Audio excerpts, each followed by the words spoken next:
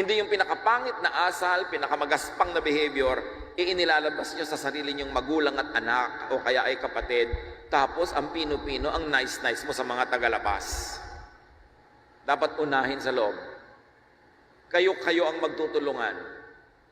Pag nagkasakit ka, dadalawin ka ng mga kabarkada mo once or twice. Mapalad ka na kung naka-twice.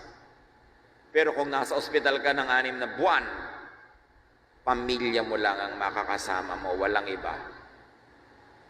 Dadalaw lang sila minsan, pangalawang beses.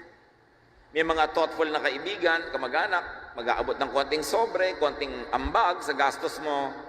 Pero ang lahat-lahat ng natirang gastos, pamilya mo ang bubuno. Maging nice ka sa iyong pamilya. At the end of the day, you will have only each other. Kaya huwag kang magtanim ng negative, magtanim ka ng positive feelings sa mga pamilya mo. Huwag kang magreklamo kung pamilya imperfect. Do what you can to contribute to improve the family.